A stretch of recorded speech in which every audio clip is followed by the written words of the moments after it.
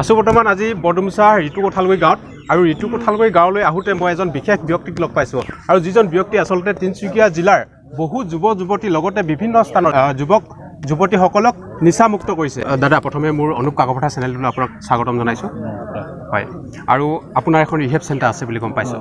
এতিয়ালৈকে আপোনাৰ ৰিহেব চেণ্টাৰত কিমানমান যুৱক যুৱতী বৰ্তমান নিচামুক্ত হৈছে? এতিয়ালৈকে ধৰক আপোনাৰ 1500মান যুৱক যুৱতী। 1500মান। হয়, আপোনাক লগ পোৱাৰ বহুত দিনৰ পৰা আচলতে আশা এটা আছিলে, বিশেষকৈ মানে তিনিচুকীয়া জিলাখনত প্ৰথম নিচামুক্ত কেন্দ্ৰ লৈ অহা ব্যক্তিজনে আপুনি বোলা শুনি পাইছোঁ।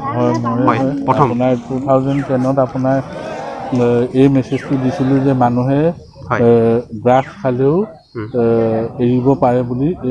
মই 2010তে এই বস্তুটো মানে মেছেজ দি পিনে আৰম্ভ কৰিছিলোঁ। দাদা আৰু এটা কথা জানিবৰ কাৰণে চেষ্টা কৰিম যে আমাৰ যিসকল যুৱক যুৱতী বৰ্তমান নিচামুক্ত, এতিয়া বহুত যুৱক যুৱতী আছে, পুনৰ তেখেতলোকে নিচা কৰিবৰ কাৰণে আগবাঢ়ি যায়, পুনৰ নিচা কৰে। তেখেতলোকে আচলতে তেখেতলোকৰ কাৰণে আজি ৰিহেব চেণ্টাৰো বদনাম হৈছে। তাৰ পৰিৱৰ্তে কিন্তু হাজাৰ হাজাৰ ল'ৰা আজি নিচামুক্ত। উদাহৰণস্বৰূপে আজি মই যিটো অনুষ্ঠানত আছোঁ, ইয়াতে আপোনালোক দৰ্শকসকলে নিশ্চয় মানে অৱগত হৈছে। এই ক্ষেত্ৰত আপুনি কি ক'ব? ধৰক আমি ৰিহেব চেণ্টাৰ খুলিলেই যে সকলোৱে ভাল হৈ যাব এই কথাটো নহয়। আজি আপুনি ধৰক কাকপথাৰ অঞ্চলত যিমানো ৰিহেব আছে বা হেৰি আছে, সকলোৱে যুঁজি আছে। আৰু কাকপথাৰ অঞ্চলতো আপোনাৰ ধৰক নাই কমেও 500-600 ক্লিন মেম্বাৰ্ছ আছে।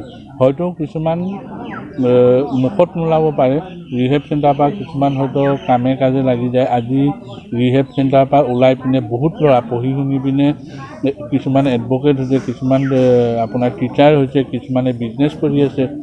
তো আজিৰ দিনত সেই ল'ৰাখিনিয়ে নিচা এৰি পিনেও মানে কি ছ'চাইটিত বহুতখিনি এনেকুৱা কাম কৰিছে যোনটো ছ'চাইটি আগবাঢ়ি গৈছে। আৰু এইটো নহয় যে নিচা কৰা ল'ৰাটো একেবাৰে বেয়া ল'ৰা বুলি। সেই ল'ৰাটো অকল নিচা কৰা সময়খিনিতে তেহেঁতি বেয়া থাকে, তাৰ উপৰি তেহেঁতি সদায় যাতে আমাৰ মেম্বাৰ এজন কেনেকৈ আগবঢ়াই নিব পাৰে সৎপথত, সেইটোৰ ওপৰতহে তেহেঁতি ফ'কাছ কৰে। আজি মই যিটো অনুষ্ঠানত আহিছোঁ, ইয়াতে আপোনালোকৰ দুজন মানে আচলতে নিচা কৰা যুৱকক তেখেতলোকৰ চেলিব্ৰেশ্যন পাতিছে। চেলিব্ৰেশ্যনটো আপোনালোকে কি কাৰণে পতা হয়?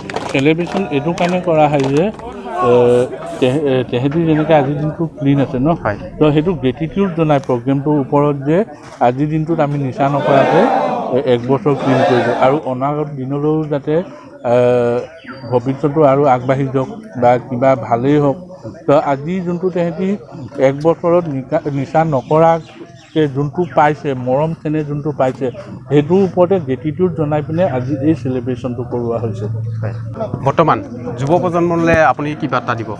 যুৱ প্ৰজন্মলৈ এইটোৱে ক'ম যে নিচা এৰি পিনেও পৃথিৱীখন বহুত ধুনীয়া, আৰু যাতে নিচা কৰি পিনে নিজকে যাতে ধৰক মেণ্টেলি, ফিজিকেলি, স্পিৰিচুৱেলি এই 3টা লাইনত যাতে তললৈ নাহে, সদায় যাতে জীৱনত ধুনীয়াকৈ আগবাঢ়ি যায়, সৎপথত আগবাঢ়ি যায়, নিচা নকৰাকৈ। কোনোবাই হয়তো খেলত আগবাঢ়ি যাব পাৰে, কিছুমানে পঢ়াত আগবাঢ়ি যাব পাৰে। সেইটো তেতিয়াহে সম্ভৱ হয় যেতিয়া ল'ৰাটো নিচা নকৰাকৈ আগবাঢ়ি যাব পাৰিব।